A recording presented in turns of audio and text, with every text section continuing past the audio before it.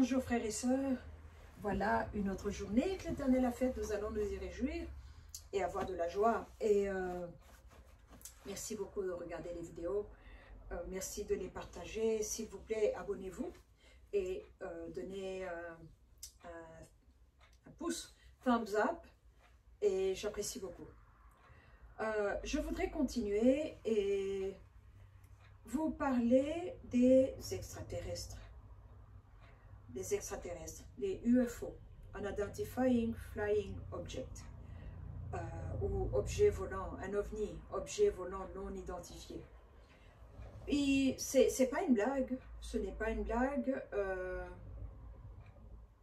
Il y a eu des gens qui ont dit qu'ils ont été kidnappés, qu'ils ont été emportés là-haut dans une soucoupe volante, et que c'est des créatures venant d'une autre galaxie à des milliers années-lumière, qui viennent dans sur cette planète Terre. Comme vous le savez, on a le Soleil et puis les planètes. Et les planètes tournent autour du Soleil. Mais ce qui m'intrigue, c'est que si ces extraterrestres-là ne sont pas de la Terre, donc extraterrestres, qui viennent en dehors de la Terre, cette Terre ferme, la planète Terre, qui est le troisième roc, la troisième planète après le Soleil, pourquoi viendraient-ils des milliers de lumières, donc très loin, venir dans cette dimension, sur cette planète, et nous dire que Jésus n'existe pas? Pourquoi viendraient-ils ici, venir de très loin pour venir violer des êtres humains? Parce que si vous prenez vous écoutez les témoignages de personnes qui ont été kidnappées, elles vous parlent toutes, ces personnes-là vous racontent de viols, qu'ils ont été violés. Les hommes ont été violés par des créatures masculines, un homme qui est violé par un homme, et quand il revient, il devient intéressé aux hommes. Donc la semence de l'ambivalence a été mise en lui. Il y a des femmes qui disent qu'elles ont été violées et elles sont tombées enceintes, et on les a ramenées ici sur Terre, et au bout de 6 mois, on est venu prendre le bébé, on l'a emmené, mais régulièrement on vient la prendre pour qu'elle aille allaiter le bébé. Mais c'est un bébé qui est hybride, qui a des traits, un mélange de reptiliens ou de je ne sais trop quoi. Et il y a des femmes qui disent qu'elles ont été kidnappées, emmenées, on a enlevé des ovules, on a prélevé des ovules en leur disant qu'on prenait les ovules pour pouvoir les inséminer et faire des bébés in vitro, donc des bébés éprouvettes pour pouvoir avoir des bébés et dont elles seront mamans, et on ne sait pas qui sera le géniteur masculin. Ce que j'aime, c'est qu'ici aux États-Unis, les gens en parlent. Quand j'étais au Congo, je n'ai jamais entendu parler, un Africain me raconter qu'il était kidnappé et qu'on l'emmenait dans une soucoupe volante. Pourtant, je sais que sur le continent africain, il y a ces mêmes problèmes. Parce que quand j'ai commencé à lire, à m'intéresser à ça, parce que je les voyais dans mes rêves, j'ai appris qu'il y a des créatures qui sont venues ici sur Terre, dans les États-Unis, à l'époque du président Truman, et qu'ils ont signé des accords entre ces créatures, d'autres venant d'ailleurs, et les humains, le gouvernement américain. Et il y avait un gouvernement, un bureau qui était là pour s'occuper de ces affaires-là. Et ce bureau s'appelait Majestic 12, M12. Vous pouvez faire des recherches. Majestic 12.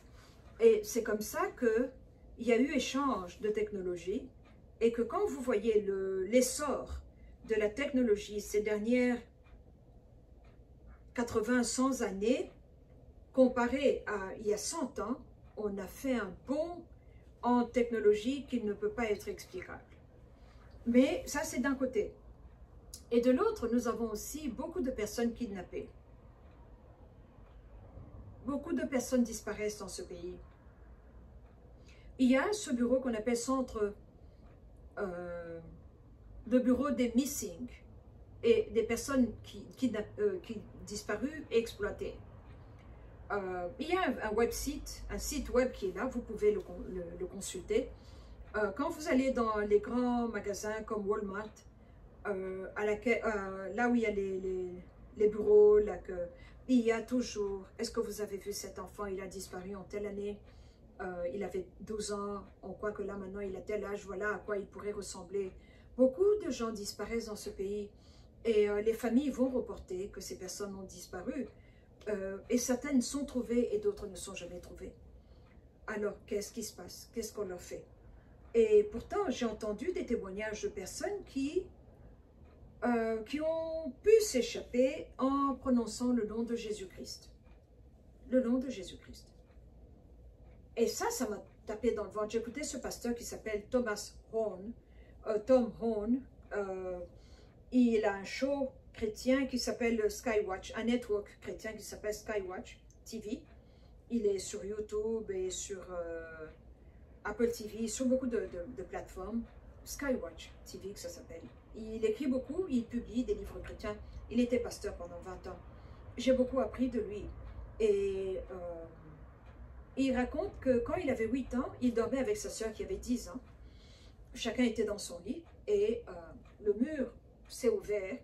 Au travers du mur sont passées 3 petites créatures grises avec de gros yeux noirs là, que nous voyons dans les films.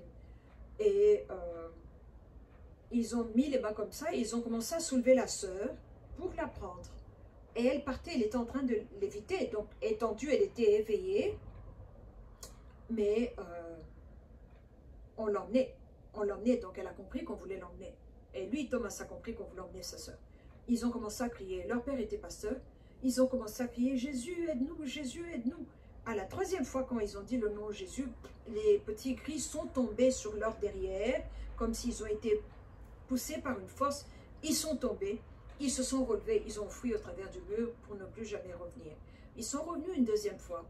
Là, mais le même scénario, les enfants ont crié, appelé Jésus, ils sont tombés et ils ont fui.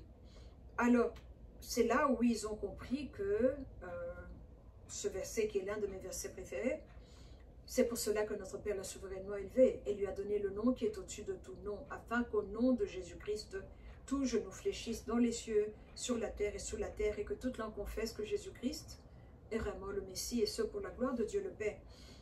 Alors, si cela tombe, des gens qui sont venus de milliers d'années-lumière, pourquoi tomberaient-ils par terre au nom de Jésus-Christ? Qu'est-ce qui les a fait tomber?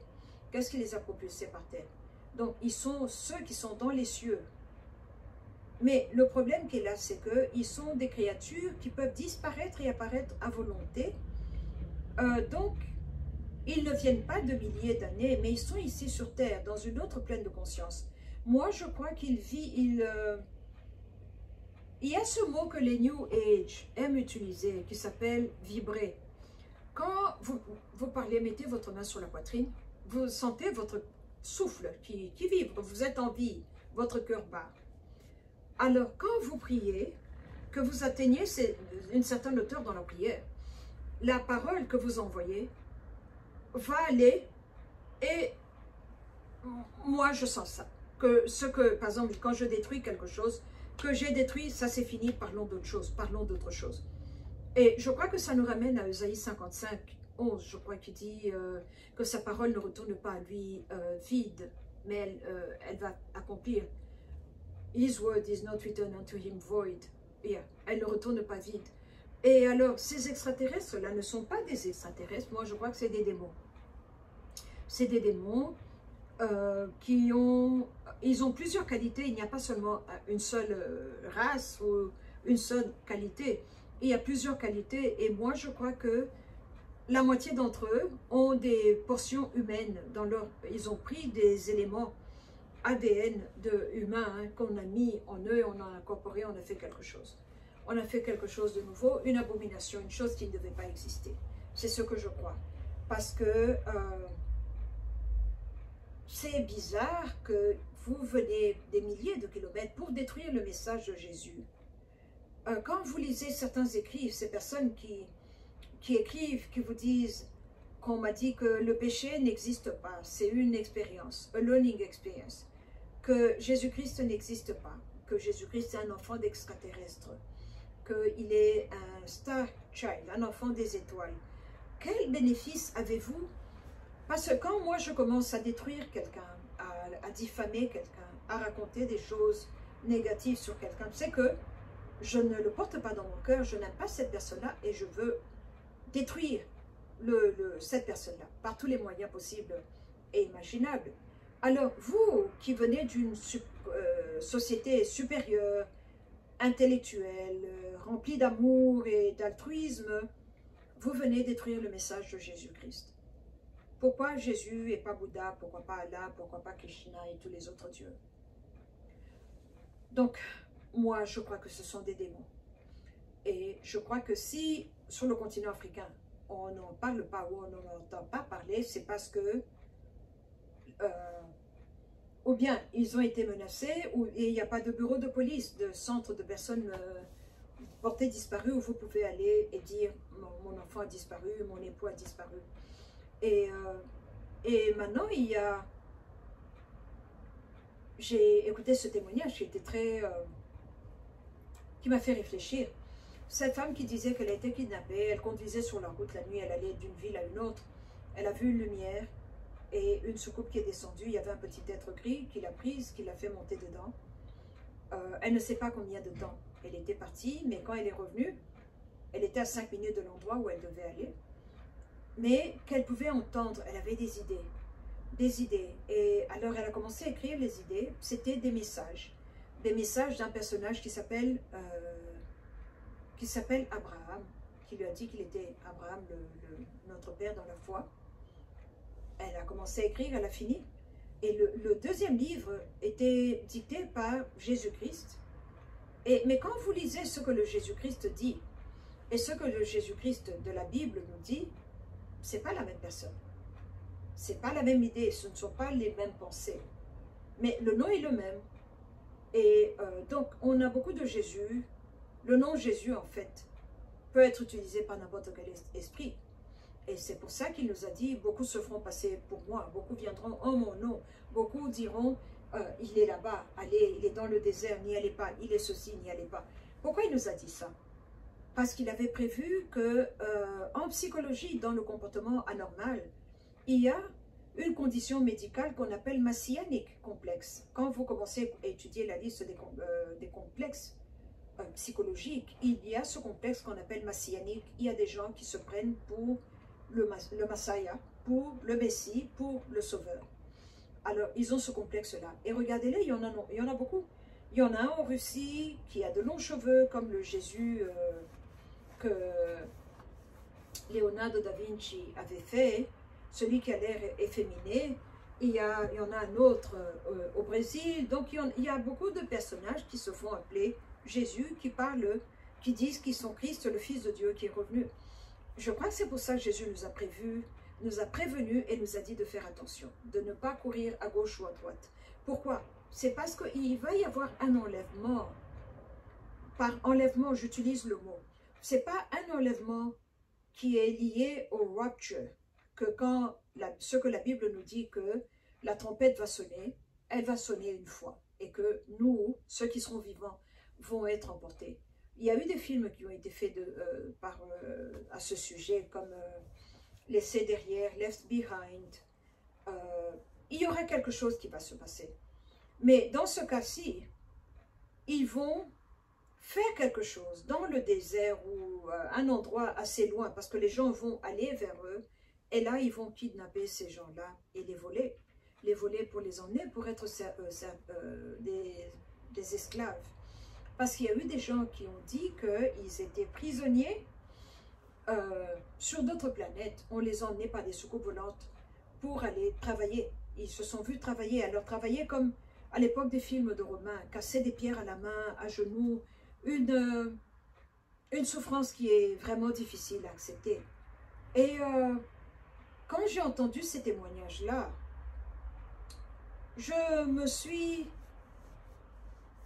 ça m'a fait réfléchir, parce que moi, dans ma délivrance, moi personnellement, dans ma délivrance, Le Saint-Esprit, vous pouvez rire hein, si ça vous amuse. Moi, ça ne m'amuse pas.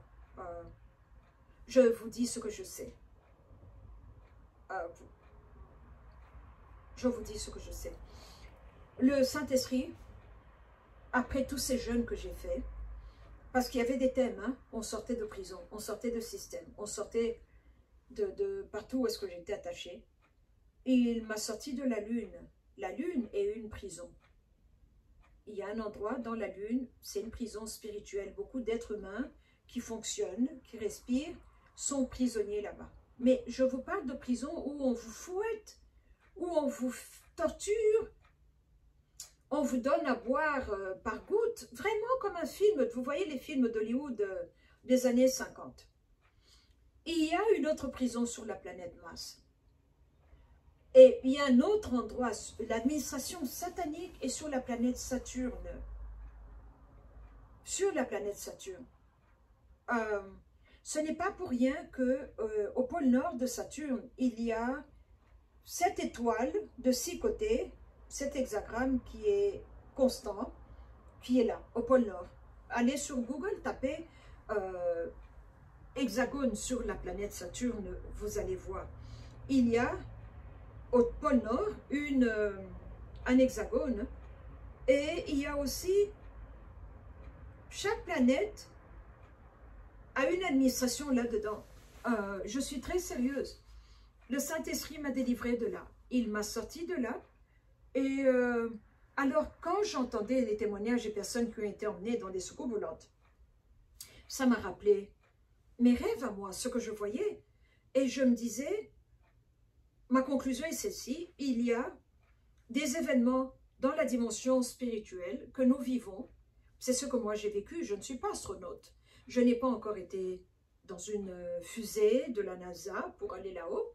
Je n'ai pas encore été sur la planète Lune, sur la Lune. Je refuserai si vous me demandez. J'aime la planète Terre. Mais ça, c'était dans la dimension spirituelle. Donc, il y a des choses qui se passent dans la dimension spirituelle, il y a des choses qui se passent dans la dimension physique, mais qui ont la même source. Parce que je suis du Katanga, dans la République démocratique du Congo, et là, il y a des prisons sur chaque continent.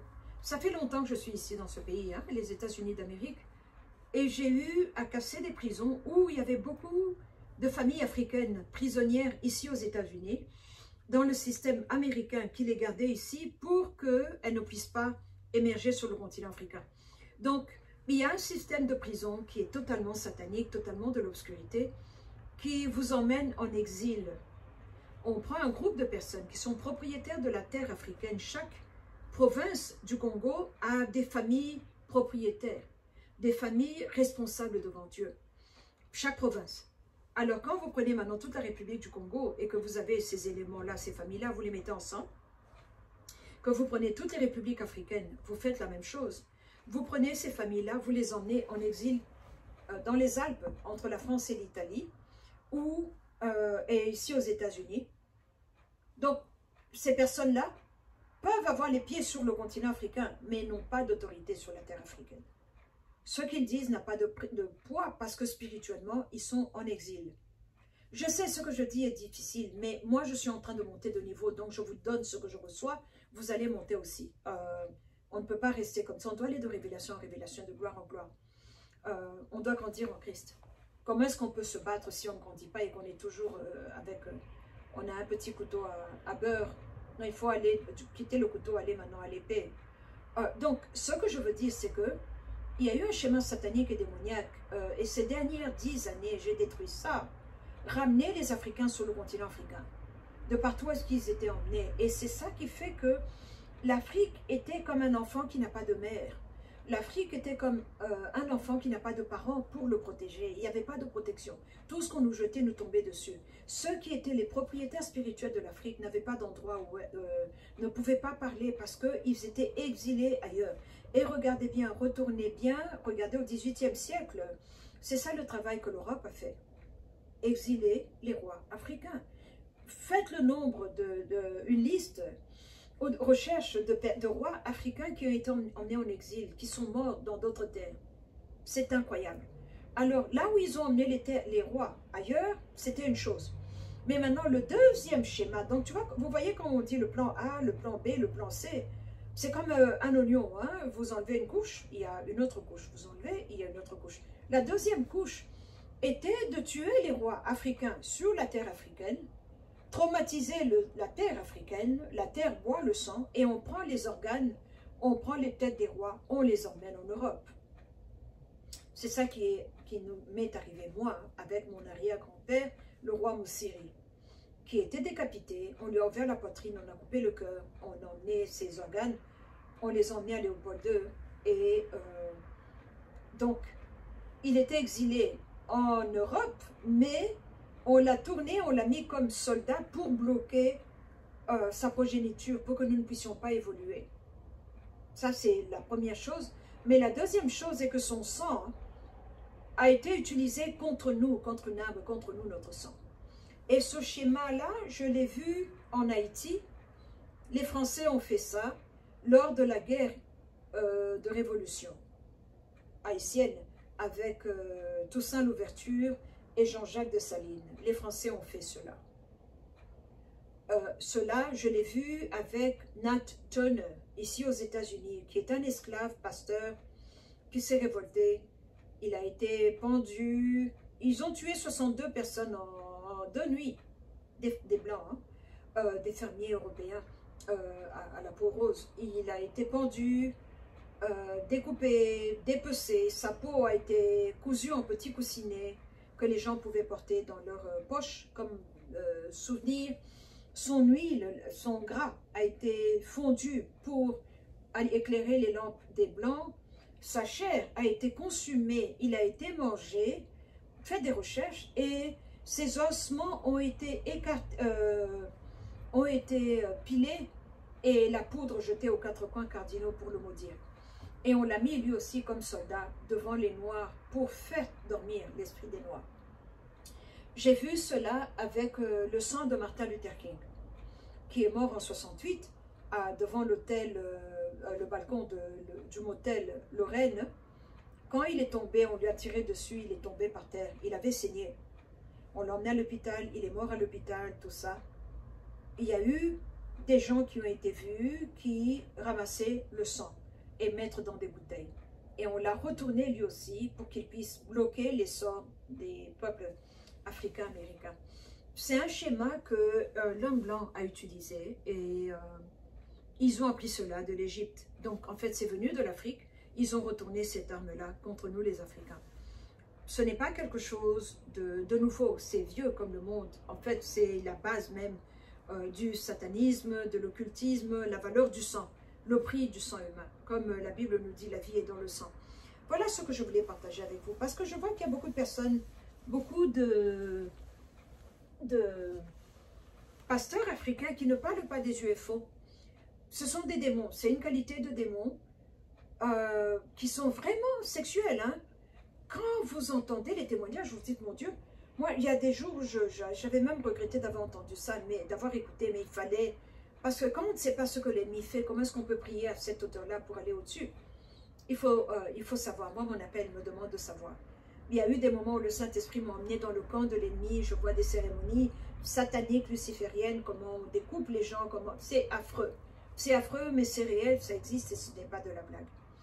Donc, les UFO, les objets volants, ces extraterrestres, ils sont ici, ils vont, ils viennent. Il y en a qu'on voit qui sortent de l'eau. On voit qui viennent, qui apparaissent, qui font quelque chose, ils disparaissent. Donc, ils font des choses qu'un avion normal ne peut pas faire. Et nous devons nous réveiller à cette réalité-là. Pas pour les adorer, non. Savoir qu'ils sont là. C'est la raison de tout ce que je viens de vous dire. Je ne fais pas leur propagande à eux. Je vous annonce qu'ils sont là parce que je suis Watchman. Voilà ce que j'ai vu sur les objets volants. Donc, nous devons savoir, nous devons être prêts, nous devons être équipés. Et prier sur ça, que Dieu puisse nous donner tout ce dont nous avons besoin parce que nous dépendons totalement de Dieu. Et il est notre Père qui est dans les cieux. Merci beaucoup, que Dieu vous bénisse.